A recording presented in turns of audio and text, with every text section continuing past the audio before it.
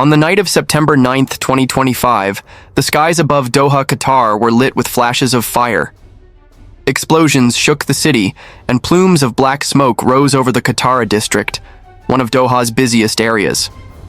Residents who had been winding down for the night suddenly found themselves caught in the middle of a moment that has already been described as one of the most shocking escalations in the Middle East in years. For the very first time, Israel launched direct strikes inside Qatar, targeting high-ranking Hamas officials who were believed to be living and operating there. The attack not only left the region in shock, but also raised urgent questions. Why did Israel take this step? How did Qatar respond? And what does this mean for the future of the Middle East? This is a full analysis of what happened during the Israeli airstrikes in Doha, the reasons behind them, and the far-reaching consequences that may follow. To understand why Israel attacked, we need to talk about Qatar's role in the Palestinian issue. For decades, Qatar has hosted Hamas's political office.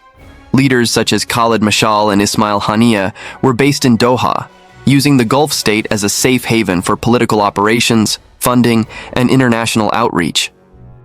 Qatar publicly said it was offering humanitarian support to Gaza, but critics, especially Israel, saw it differently. To Israel, Doha wasn't just hosting diplomats, it was sheltering people they considered to be terrorists responsible for deadly attacks on Israeli civilians. This tension had been simmering for years, but in 2025, the situation exploded. After months of fighting between Israel and Hamas, intelligence suggested that senior Hamas commanders were not only planning from Gaza, but also coordinating from abroad, particularly from offices in Doha. For Israel, that was crossing a red line. Eyewitnesses in Doha described the sound as a sudden boom that rattled windows. Around 10:45 p.m., multiple explosions were reported near the Qatar district, an area that hosts cultural centers, residential towers, and office blocks. Video clips posted online showed fire and smoke rising against the night sky. Cars stopped in the streets as panicked residents recorded what was happening. Some said it felt like a war zone had suddenly arrived in Qatar's capital. According to Israeli officials, the strikes were part of an operation codenamed Summit of Fire. The targets were alleged safe houses and offices used by Hamas leaders. Reports suggest that senior Hamas figures, including Khalid Mashal, Khalil al-Hayya, and Zahir Jabaran, were among those targeted.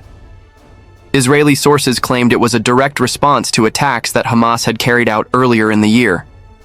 Qatar's government reacted almost immediately.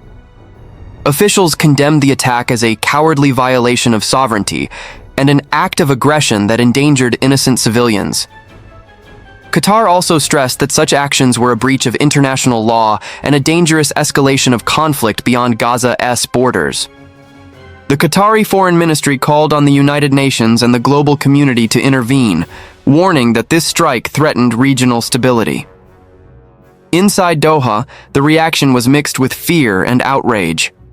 Ordinary residents, both Qataris and expatriates, were shaken by the idea that their city, once thought to be a safe haven far from direct conflict, could suddenly be targeted in such a dramatic way. The attack triggered swift responses worldwide. United Nations Secretary General Antonio Guterres condemned the strikes, calling them a violation of Qatar's sovereignty, and warning that they risked dragging the wider region into chaos. Arab nations, countries like Saudi Arabia, the UAE, and Egypt voiced strong opposition, labeling Israel's action as reckless. United States and Europe. Western nations found themselves in a difficult position. While some supported Israel's right to defend itself against Hamas, others expressed concern that expanding the conflict into a new country could spiral out of control. The strike also created diplomatic headaches. Qatar has long been a U.S. ally, hosting one of the largest American military bases in the region. That raised uncomfortable questions. Did Washington know about this strike in advance? If not, how would they manage the fallout with one ally attacking another ally's territory? From Israel's perspective, the operation was meant to send a clear message. Hamas leaders are not safe anywhere, not even in Qatar. For years, Israel had been criticized for focusing only on Gaza, while Hamas's political leadership lived comfortably abroad. By striking Doha, Israel demonstrated a new willingness to cross borders and expand its campaign. It wasn't just about Gaza anymore. It was about dismantling Hamas's network wherever it operated. The move also served as a warning to other countries seen as hosting or supporting groups hostile to Israel. If Qatar wasn't off limits, who else might be in the crosshairs?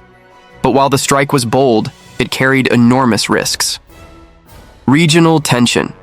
Qatar is not Gaza.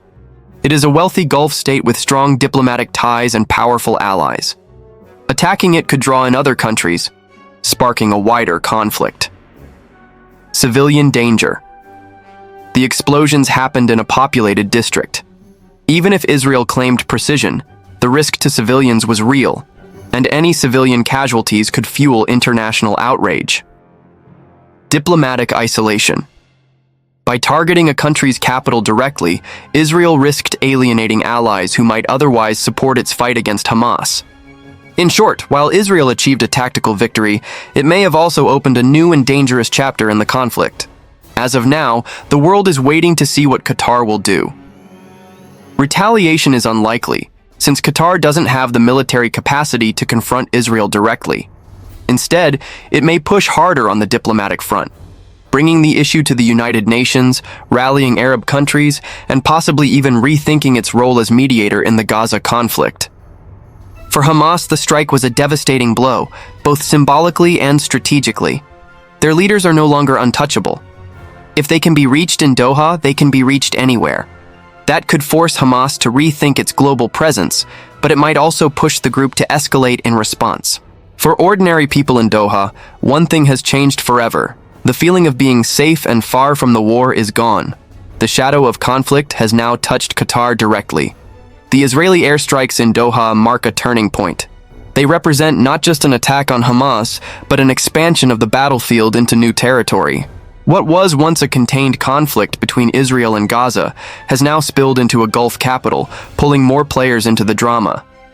The consequences will play out in the weeks and months ahead. But one thing is certain. The image of explosions lighting up the skies over Doha will not be forgotten anytime soon.